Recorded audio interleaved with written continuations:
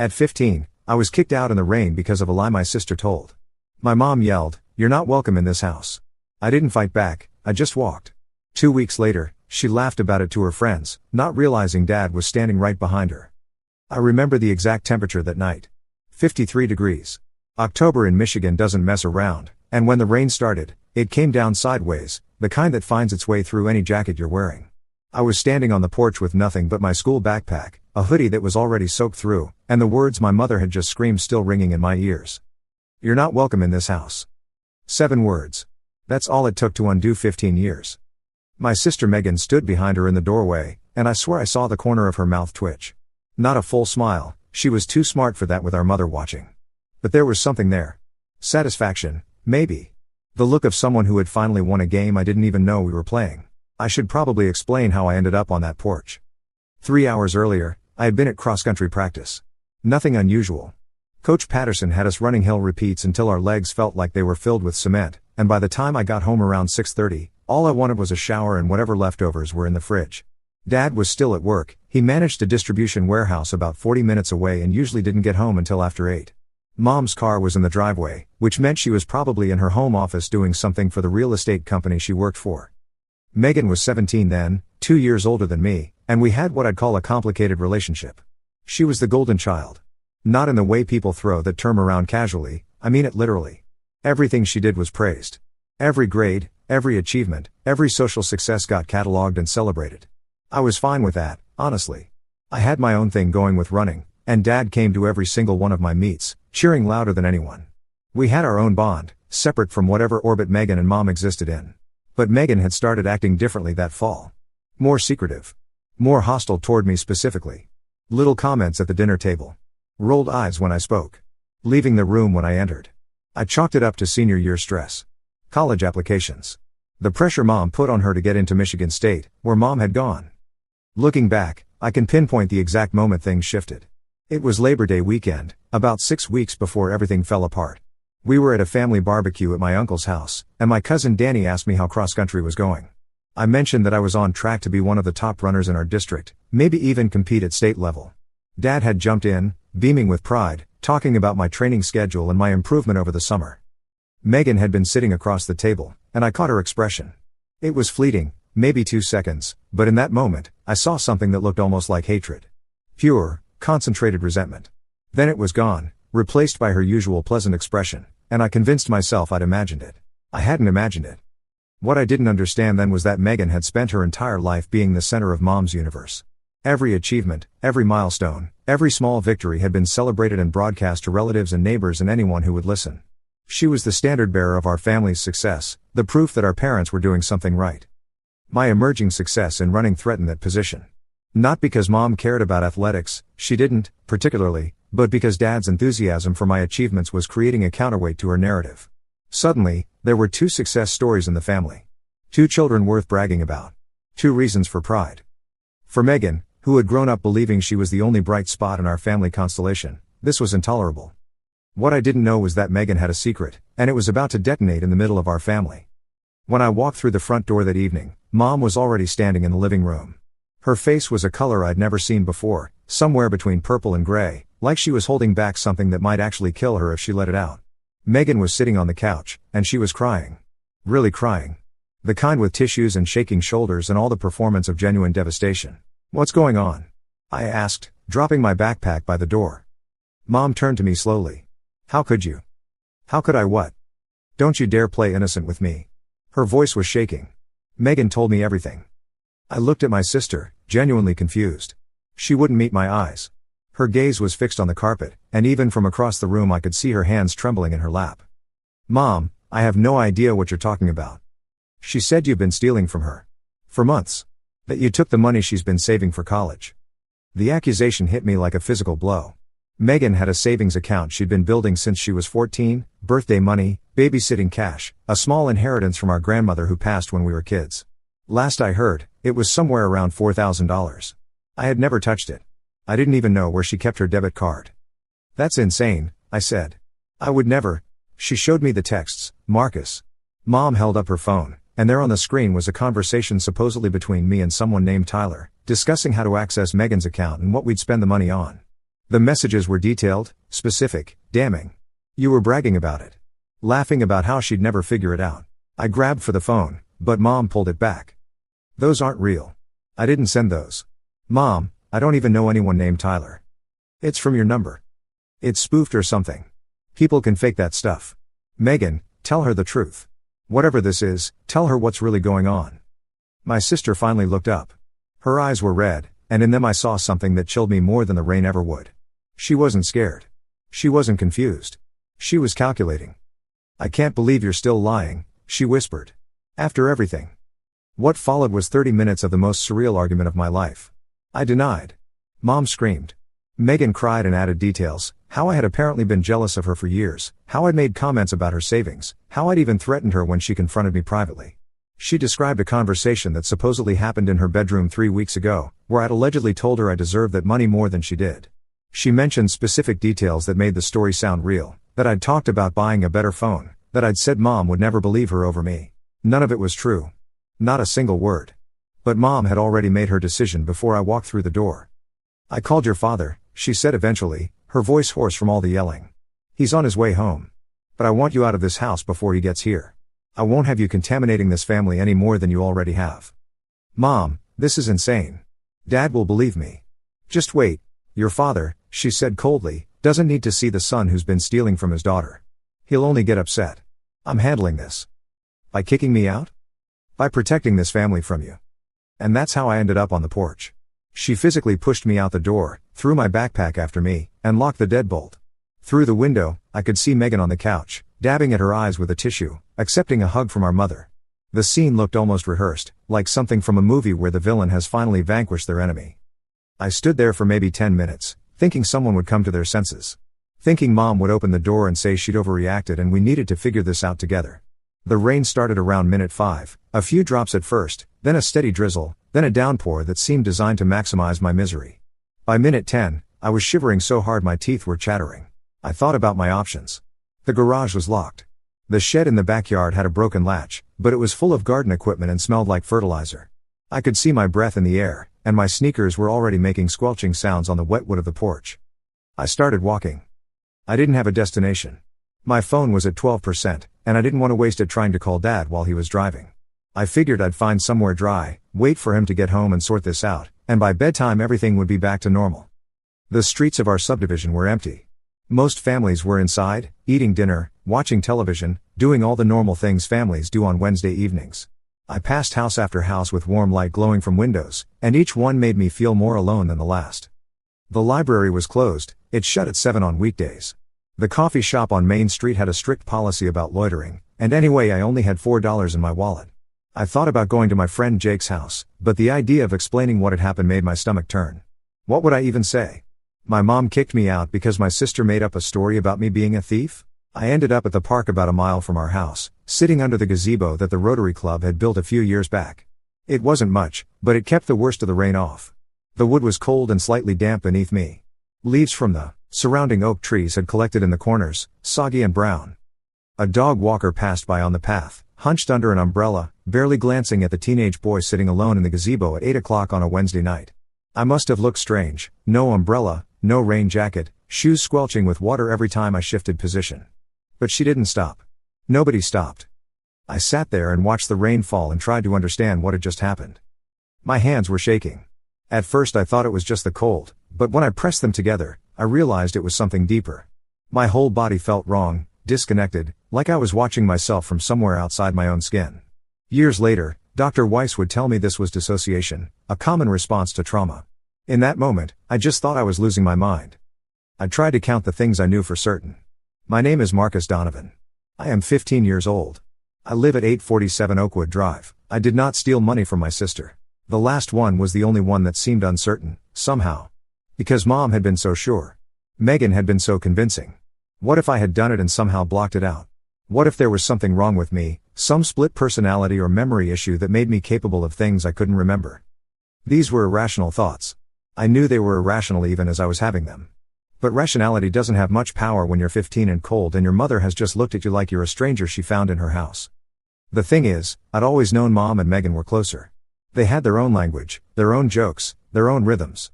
Shopping trips where I wasn't invited. Conversations that stopped when I entered the room.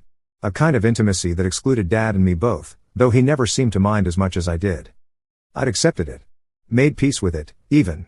But being kicked out, being called a thief and thrown into the rain, that was something else entirely. That wasn't favoritism. That was erasure. I called Dad at 8:47. Marcus? What's wrong?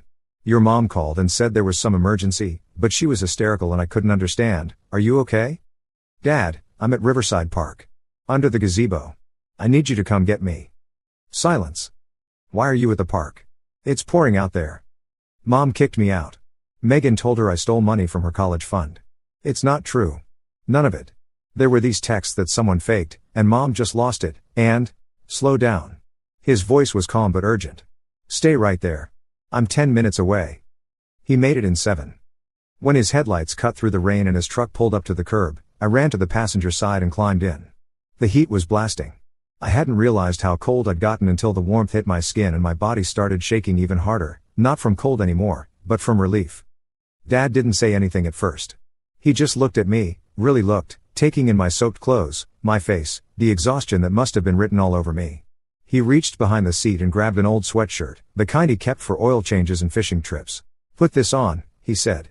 Then tell me what happened. Everything. From the beginning. So I did. I told him about coming home from practice. About Mom waiting in the living room with that terrible expression on her face. About the accusations, the fake texts, Megan's tears that didn't quite reach her eyes. About being pushed out the door and hearing the lock click behind me. When I finished, he was quiet for a long moment. His hands were gripping the steering wheel even though we were still parked, engine running. I could see the muscles in his jaw working. Those texts weren't from me, I said again.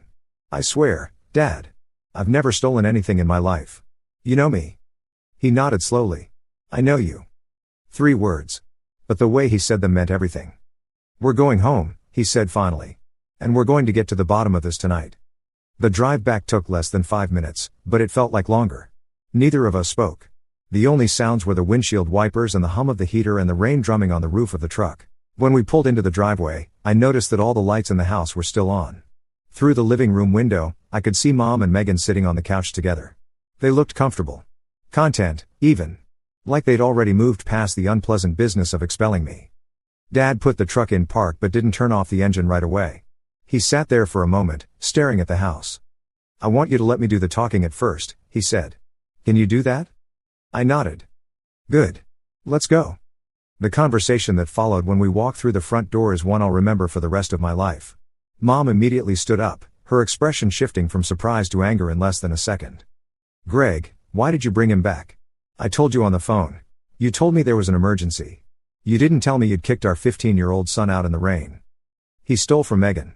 He needs to face consequences. Based on what evidence? Mom blinked. What? Evidence. Proof. Something more than screenshots that could be fabricated in 30 seconds. Dad's voice was even, almost conversational. What evidence do you have that Marcus did what Megan claims he did? She showed me the texts. Texts can be faked. Anyone who's spent 5 minutes on the internet knows that. What else do you have? Mom looked at Megan, then back at Dad. She's his sister. Why would she lie about something like this? That's exactly what I intend to find out. He crossed to the center of the living room, still in his work clothes, rain dripping from his jacket onto the carpet. But first, let's verify the basic facts. Megan, log into your bank account. Right now. Let's see the transaction history. Megan's face went pale. Just for a moment, just long enough for me to notice. The money's already gone. There's nothing to see. Then the transaction history will show the withdrawal. When it happened, how much was taken, where it went. Banks keep records of everything. Dad pulled out his phone. Or I can call the bank directly. They have a 24-hour fraud line. I'm sure they'd be very interested to hear about unauthorized access to a minor's account. Greg, you're overreacting, Mom started. Am I? My son is standing here in soaking wet clothes because his mother threw him out of his home without even checking to see if the accusations against him were true. If anyone's overreacting, I don't think it's me. The standoff lasted maybe 30 seconds. Then Mom turned to Megan. Show him the account, sweetheart. The sooner we prove what Marcus did, the sooner we can deal with this properly. Megan's face was doing something complicated. Fear, calculation, desperation, they all flickered across her features in quick succession. Then she seemed to reach some internal decision. I need my laptop. Then get it. She went upstairs. The three of us waited in tense silence. Mom stood near the doorway, arms crossed, radiating wounded dignity. Dad stood in the center of the room, still as a statue. I leaned against the wall by the kitchen, trying to make myself as small as possible. When Megan came back down, she moved slowly, like every step was an effort. She sat at the kitchen table and opened her laptop with the same reluctance someone might show when opening a letter they knew contained bad news. Dad stood behind her, watching the screen. I moved closer, my heart pounding so hard I could feel it in my ears. The bank's login page loaded. Megan typed in her credentials. The account summary appeared. And there it was, in plain black and white. $4,237. Available balance. No withdrawals in 6 months. No transfers. No missing money whatsoever. The silence that followed was deafening. Can you explain this? Dad asked, his voice barely above a whisper. Megan stared at the screen. I watched her face cycle through expressions, surprise, panic, calculation, before landing on something I can only describe as strategic helplessness. I don't understand, she said, her voice quavering. The money was missing. I checked last week and it was gone. Maybe they put it back. Who put it back? Who is they, Megan? Marcus and his friend. Tyler. They must have. There is no Tyler. Dad pulled out his phone. I checked Marcus's contacts on the way here. No Tyler. No messages to anyone about money. And you know what I did find? A conversation between him and his friend Jake about their biology test tomorrow, which he's going to fail if we don't let him get some sleep soon. He set his phone on the table. So I'm going to ask you one more time. What is going on here? Mom had moved from the doorway to stand beside Megan, one hand on her daughter's shoulder. There has to be an explanation. Megan wouldn't lie about something this serious. Wouldn't she? Dad's gaze shifted to Mom. You believed her instantly. No questions, no verification, no benefit of the doubt for your own son. You threw him out in the cold and locked the door behind him. Either you know something I don't, or you made a terrible mistake. Which is it? The truth came out in pieces over the next hour. Not because Megan volunteered it, she tried to maintain the lie for as long as possible, adding details, crying harder, insisting that someone must have put the money back, but because Dad was relentless. He asked questions. He poked holes. He pointed out contradictions. When did you first notice the money was missing? Last Wednesday. Did you report it to the bank? No, because I wanted to handle it privately. Why would Marcus, who has never shown any interest in your account, suddenly decide to steal from it? Because he's always been jealous of me. Jealous of what, specifically? Just everything. Every answer raised more questions. Every elaboration introduced new inconsistencies. Dad sat across from Megan like a patient prosecutor, never raising his voice, never showing frustration, just methodically dismantling the story she'd constructed. Mom tried to intervene several times.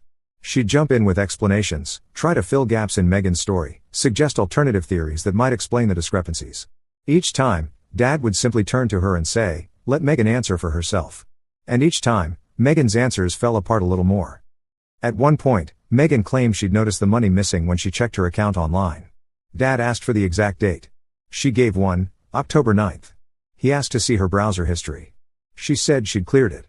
He pointed out that bank websites keep login records regardless of browser history, and that we could call the bank to verify when she'd last accessed her account. That was when her story started to really crumble. She backtracked. Said maybe it wasn't October 9th, maybe it was earlier. Dad pressed for specifics. She couldn't provide them. The more questions he asked, the more her narrative contradicted itself, until even Mom had gone quiet, watching her daughter with an expression I'd never seen before, something between confusion and dawning horror. And eventually, the whole thing crumbled. There was no theft. There never had been. Megan had created fake text messages using an app she'd found online, spoofing my number to make it look like I was the sender. She'd chosen a random name, Tyler, because she figured it would be impossible to disprove a person who didn't exist. The reason took longer to extract. Dad kept asking why, kept circling back to motivation, and Megan kept deflecting. She was tired. She was stressed. She didn't know what had come over her. It finally came out around midnight, when her defenses had completely broken down and she was curled up in a kitchen chair, mascara streaking down her face. She'd failed a test. A big one. AP Chemistry. The test that her teacher had warned would make up 20% of their semester grade. She'd gotten a 41, and the grade report was going to be mailed home the next day. Mom had been on her case about grades all year. Michigan State had competitive admissions. Megan needed to maintain her GPA. Every conversation, every dinner table discussion, every car ride seemed to circle back to grades in college and the future Mom had planned for her. Megan had panicked. She needed a distraction. Something so big that a single chemistry test would become irrelevant. Something that would redirect all of Mom's energy and attention away from her academic failure and towards something else entirely. I was the something else. It was breathtaking in its cruelty. She had sacrificed me, her own brother, to avoid getting yelled at about a test. Dad's reaction was something I'll never forget. He didn't yell. He didn't pace. He just sat very still for a long moment, his hands flat on the kitchen table, staring at Megan like he was seeing her for the first time. When he finally spoke, his voice was hoarse. "Do you understand what you've done?" Megan was crying too hard to answer coherently. "You fabricated evidence. You lied to your mother. You got your brother thrown out of his home in 40-degree weather. He was sitting in a park in the rain for over an hour because you didn't want to get in trouble for a chemistry test." He paused, letting each word land. "A chemistry test." "I'm sorry," Megan sobbed. "I panicked. I didn't think." "No. You didn't think. Or maybe you did think, and you decided that your brother's safety, his trust in his family, his sense of belonging in his own home, all of that was worth less than avoiding a conversation about your grades." He stood up slowly, pushing back from the table. "I need some air." He walked out the back door, and for the next 20 minutes, Mom and Megan and I sat in that kitchen without speaking. I could see Dad through the window, standing in the backyard, rain soaking through his shirt, staring at nothing. When he came back in, his jaw was set in a way I recognized. It was the same expression he wore when he had to fire someone at work, or when he found out a supplier had been cheating him. Resolution mixed with disappointment. The worst part was how easy it had been. She'd known exactly which buttons to push, exactly how to present the evidence, exactly how to cry and tremble in ways that would activate Mom's protective instincts. She'd studied our mother the way a predator studies prey, and she'd used that knowledge to destroy my place in our family. Mom, to her credit, looked like she might be sick. She kept glancing between me and Megan, her mouth opening and closing without words. Whatever she'd expected the outcome of this evening to be, it clearly wasn't this. Dad was the one who finally spoke. "Marcus, go to bed. We'll figure out the school situation tomorrow. You're not failing any biology test over this." I nodded. My body felt like it belonged to someone else as I climbed the stairs. Behind me, I could hear Dad's voice, low and serious, but I was too tired to make out the words. I slept until noon the next day. Dad had already called the school and explained there was a family emergency. When I came downstairs, Mom was sitting alone at the kitchen table, staring at nothing. She looked older than she had the day before, smaller, somehow, like the revelation of her own failure had physically diminished her. "Megan's at school," she said quietly. "Your father made her go. He said she doesn't get to hide from this." I poured myself some cereal and sat down across from her.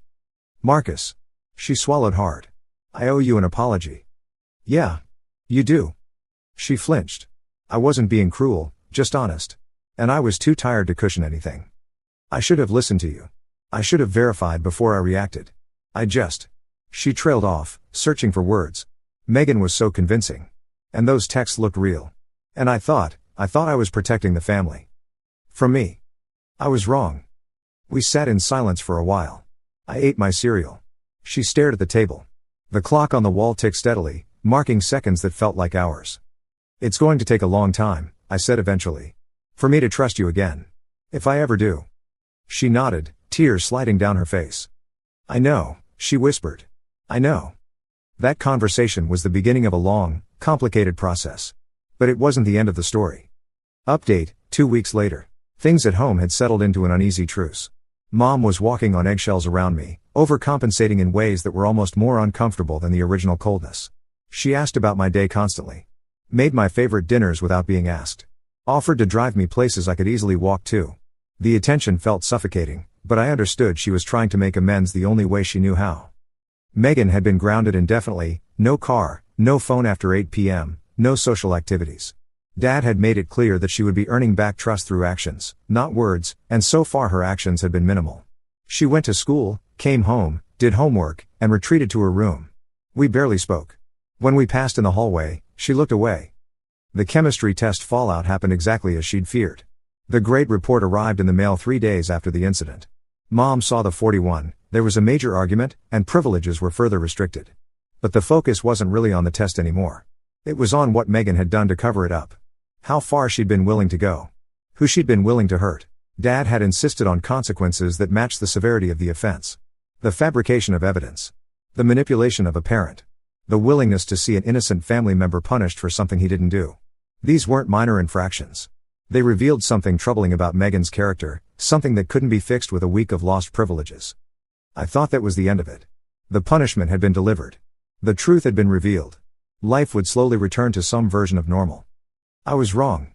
2 weeks after the incident, Mom had some friends over. This was normal. She hosted a book club once a month, though from what I could tell, they spent more time gossiping than actually discussing books. The living room would fill with women I vaguely recognized from neighborhood barbecues and school events, and they'd sit around drinking tea and laughing and talking about their lives in ways that seemed more about performance than genuine connection. I was in my room doing homework, headphones in, trying to focus on algebra. Dad was supposed to be at work until late. He'd mentioned that morning that inventory week always meant long hours at the warehouse. Except he wasn't. What happened was this: Dad had left something important at home. A flash drive with files he needed for a presentation to the regional manager. He came back around 7:30 to grab it, parking on the street because the driveway was full of his wife's friends' cars. He came in through the back door, which opens into the kitchen, which shares a wall with the living room where the book club was meeting. He heard Mom's voice first. She was telling a story, her tone animated in a way it rarely was around him. Honestly, it was such a relief when I realized the money wasn't actually stolen. I mean, can you imagine? Marcus was always the odd one out in this family, but a thief? That would have been mortifying. Dad stopped. Stood there in the dark kitchen, listening. One of her friends laughed. Boys are always more trouble. I tell mine that all the time. The thing is, Mom continued, and Dad later told me her voice had this light, gossipy tone he'd never heard before. I wasn't even that upset about kicking him out. Is that terrible? It felt good, almost. Like I was finally doing something decisive for once. Taking charge. Obviously I felt bad later, when Greg made such a fuss about it, but in the moment, I felt powerful. More laughter from the group. And honestly, the whole thing kind of solved itself. Megan got caught, she's being punished, and Marcus is fine. He's resilient. Kids bounce back from these things. You're so lucky yours are low maintenance, another friend said. My daughter had a meltdown last week because I wouldn't buy her the right brand of shampoo. Well, Marcus has always been low maintenance. That's part of the problem, really. He's so easy to overlook. Dad told me later that he stood in that kitchen for almost 5 minutes, listening to his wife discuss throwing his son out like it was a funny story. Like I was a minor inconvenience she'd handled. Like my fear, my cold, my confusion had been a blip in her day rather than a trauma that still woke me up at night. He walked into the living room. The conversation stopped immediately. Mom's face went white when she saw him standing in the doorway. Her friends looked between them, sensing something they didn't understand. Greg. I thought you were working late. I forgot something. His voice was calm. Terrifyingly calm. Ladies, I apologize for interrupting. My wife and I need to have a private conversation. Thank you for coming. Please drive safely. They cleared out in under 5 minutes. I didn't hear any of this at the time, I only learned about it later from Dad, but apparently the atmosphere as those women gathered their purses and said hurried goodbyes was unlike anything they'd ever experienced. They sensed, perhaps, that they were witnessing the beginning of something significant, something they would later discuss in hushed tones over their own kitchen tables. When the door closed behind the last of them, Dad finally spoke. You laughed about it. Greg, I was just venting. You laughed about throwing our son out in the rain. You told your friends it felt good. That you felt powerful. I didn't mean it like that. Then how did you mean it? He stepped closer. Because from where I was standing, it sounded like my wife enjoyed punishing our child for something he didn't do. It sounded like you were proud of yourself. Mom's eyes darted around the room, searching for an escape that didn't exist. It was girl talk. You know how it is. Women exaggerate when they're with their friends. It's not serious. Not serious. Dad repeated the word slowly, like he was tasting something bitter. Our son spent an hour in the cold and rain, confused and scared and alone, because you couldn't be bothered to verify a claim before acting on it. And now you're telling me that laughing about it with your friends isn't serious? I've apologized to Marcus. Multiple times. What more do you want from me? The truth. About why you were so quick to believe Megan. About why you felt powerful removing Marcus from his home. About what you really think of our son. What followed was a conversation that went on until after midnight. I heard bits of it through the floor, raised voices, long silences, the sound of my mother crying. At some point, Dad came upstairs and knocked on my door. Can you come down? There are some things I want you to hear directly. I followed him to the living room, where Mom was sitting on the couch, looking smaller than I'd ever seen her. Her eyes were red and swollen. She didn't look up when I entered. Dad stood by the fireplace, his posture straight but tired. Things are going to change in this family, he said. And I want you to hear what those changes are directly from me. The changes were significant. First, Dad made it clear that if anything like this ever happened again, any impulsive decision regarding the children without proper verification, he would be reconsidering the marriage. He said it plainly, without drama, as a statement of fact. This was his line in the sand. Second, Mom would be starting therapy. Not couples therapy, individual therapy. To examine why she'd been so quick to believe the worst about her own son, why she'd felt powerful expelling a child from his home, and why her first instinct had been to hide what happened from her husband. Third, Megan would be seeing a therapist as well. Different one. To address why she'd been willing to destroy her brother's relationship with their mother over a test grade, and what that said about her values, her coping mechanisms, and her empathy. Fourth, and this one surprised me, I would also have access to therapy if I wanted it. Not as punishment.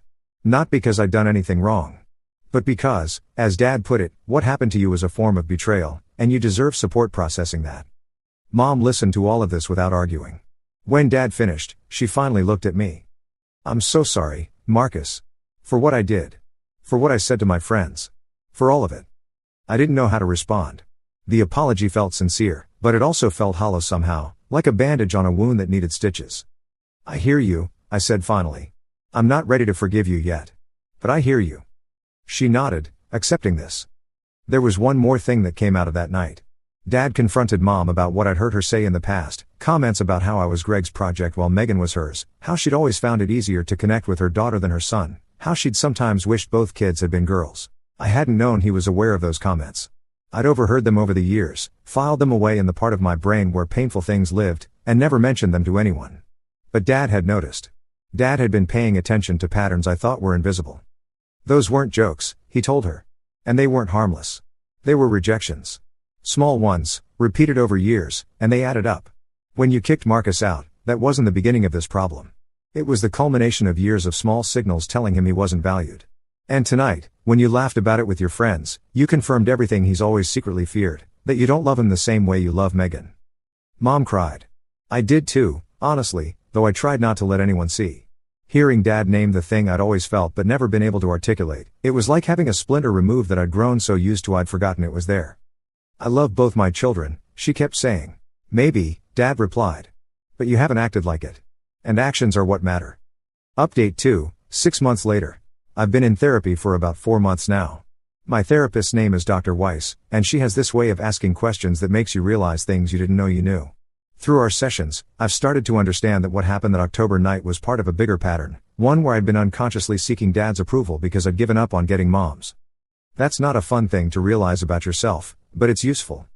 Dr. Weiss helped me see that I developed coping mechanisms to deal with the favoritism. I made myself low maintenance so I wouldn't be a burden. I excelled at things that interested Dad, running, working with my hands, so I'd have at least one parent who valued what I offered. I learned to expect less from Mom, which meant I was less disappointed when she gave less. We spent several sessions exploring something she called invisible loyalty. The idea is that children often protect their parents unconsciously, even from themselves. I had been protecting Mom by not acknowledging, even to myself, how much her preference for Megan hurt me. Every time I minimized a slight or explained away a rejection, I was maintaining a version of our family where everything was fine, where I wasn't hurting, where Mom wasn't doing anything wrong. The problem with invisible loyalty, Dr. Weiss explained during one session, is that it protects the relationship at the cost of the self. You've spent years pretending you weren't affected by your mother's favoritism. But the effects accumulated anyway. They just went underground. She was right. I'd been carrying around feelings I'd never let myself fully experience. Anger at being overlooked. Grief for the mother-son relationship I'd watched other families have. Confusion about what I'd done to deserve less love than my sister. The problem with those coping mechanisms is that they work too well. I'd made peace with being overlooked to the point where I'd stopped fighting for my place in the family. When Mom kicked me out, I walked away without protest. Part of that was shock. But part of it was a deeper acceptance that I didn't really belong there anyway. Recognizing this pattern was painful, but it was also liberating. For the first time, I could see my own responses clearly, not as weakness or oversensitivity, but as adaptations to a difficult environment. I wasn't broken. I was shaped by my circumstances, and now I had the chance to reshape myself. Mom has been in therapy too, and I can see the changes. They're small, incremental, but real. She asks me about my day now, not in a performative way, but in a way where she actually listens to the answers and asks follow-up questions. Last month, she came to one of my cross-country meets for the first time in 3 years. She stood next to Dad at the finish line, and when I crossed it, she was cheering. It felt strange. But also good. We've had some real conversations, her and me. Not about the incident directly, we've covered that ground enough, but about earlier things. Her childhood, which was apparently marked by a mother who played favorites in ways that make our family dynamics look mild. Her own insecurities about parenting. The pressure she'd felt to make Megan successful as proof that she was a good mother. None of it excuses what she did. But it helps explain it. Megan and I are in a complicated place. Her therapist apparently helped her understand that what she did was a form of scapegoating. She'd needed someone to take the fall for her failure, and I'd been the easiest target. The question of why I was the easiest target led to harder conversations about how she'd always seen me as competition for parental attention, even though I'd never felt like we were competing. Her therapist also uncovered something I hadn't expected. Megan had been struggling with anxiety for years, possibly since middle school. The pressure mom put on her, to be perfect, to excel, to represent the family's success, had created a kind of internal terror about failure. In her mind, a bad grade wasn't just a bad grade. It was evidence that she was worthless, that she didn't deserve the attention and love mom gave her, that she was one mistake away from being exposed as a fraud. None of this excuses what she did to me. Dr. Weiss has been very clear about that, and Megan's own therapist apparently reinforced the same message. Explanations are not justifications. Understanding why someone hurt you doesn't mean you have to forgive them, or trust them, or pretend it didn't happen. But it does help me see her as a person, not just as the villain in my story. We've had a few conversations about it. She's apologized multiple times. The apologies have evolved over the months, from defensive and excuse-laden to what seems like genuine remorse. Early on, her apologies were full of "but, I'm sorry, but I was under so much pressure. I'm sorry, but I really thought you'd be fine." Over time, the buts fell away. Her most recent apology, about 3 weeks ago, was just, "I'm sorry. What I did was wrong. You didn't deserve it." She told me recently that she lies awake some nights thinking about me standing on that porch in the rain, and that she doesn't know if she'll ever forgive herself. Part of me wanted to comfort her, to tell her it was okay, that I was fine, that we could move past this. But I've learned from Dr. Weiss that impulse, to caretake the person who hurt you, is another form of self-betrayal. I've told her I'm working on forgiveness, but that it's a process, not an event. Some days I feel like we're getting somewhere. Other days I look at her and all I can see is the calculation in her eyes that night, the deliberate choice to sacrifice me. She seems to understand that trust, once broken this completely, takes years to rebuild. Maybe longer. The dynamic in our family has shifted in fundamental ways. Mom and Dad are still together, but their relationship is different now. More honest, maybe. Less based on avoiding conflict and more based on actually communicating. Dad told Mom that he'd been aware of her favoritism for years, that he'd noticed the small slights and dismissals, but that he'd convinced himself it wasn't as bad as it looked because confronting it felt too difficult. I failed him too, he told me one evening when we were working on his truck together. I should have said something sooner. I should have protected you from the pattern, not just from the crisis. I told him that he'd been the one good constant in my childhood. That his presence, his attention, his belief in me had made everything else bearable. That if he'd failed, and maybe he had, in the ways he described, then it was a failure of not doing enough good, not a failure of causing harm. He seemed to appreciate that distinction. School has become a kind of refuge. My grades are better than ever. It turns out that having a therapist to process family drama means you have more mental energy for homework. I made varsity cross-country and finished in the top 10 at regionals. Coach Patterson pulled me aside after the final meet and said I had real potential, that if I kept working he could see college scouts taking interest next year. Jake, my best friend, knows the whole story now. I told him about a month after everything happened, sitting on his back porch while his parents were out. He listened without interrupting, and when I finished, he said something I've thought about a lot since then. "That's messed up, man. But you seem like you're handling it way better than I would." "I'm in therapy," I said. "That helps." "Yeah." He was quiet for a moment. "You know what I think? I think you're going to be okay. Not because this wasn't terrible, it was. But because you're the kind of person who deals with stuff instead of running from it." I hope he's right. Last week, Mom asked if I'd be willing to do a family therapy session. All four of us, together, working through the patterns that led to that night.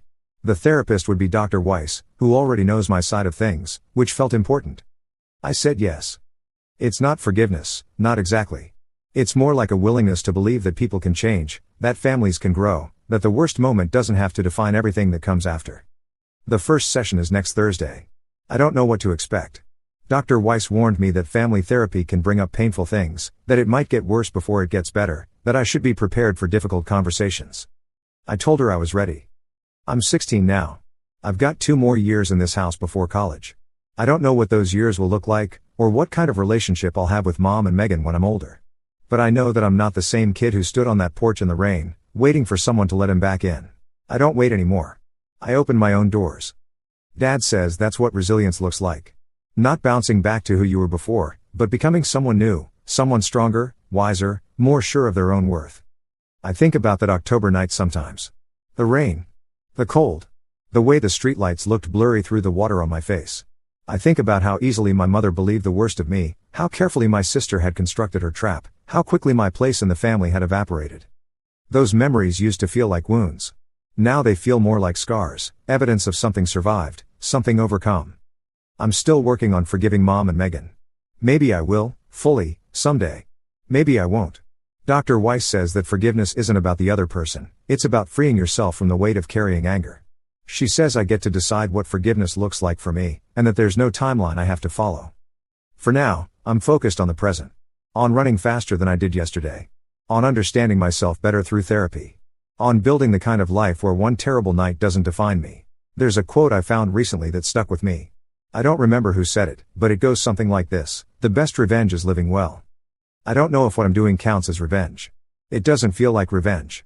It feels more like reclamation, taking back the parts of myself that almost got lost in that storm. But if living well is the best revenge, then I plan to live extremely well. The rain doesn't last forever. The cold fades. And the boy who stood shivering under the gazebo, watching the water fall and wondering if anyone would ever come for him, that boy is going to be okay. That boy is going to be more than okay. He's going to thrive. Sometimes the people who are supposed to protect us are the ones who hurt us most. A mother's words can wound deeper than any stranger's cruelty. A sibling's betrayal can shake the foundations of everything you thought you knew about family. But here's what I've learned: their failure to see your worth does not diminish it. You are not defined by the lies told about you, or by the doors that close in your face. You are defined by what you do next, by whether you let the rain wash you away or let it strengthen your roots. If your family has failed you, know that healing is possible. Not through forgetting, but through choosing to grow anyway.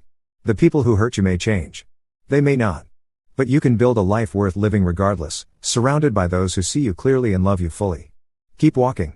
Keep growing. Keep believing that you deserve better. Because you do.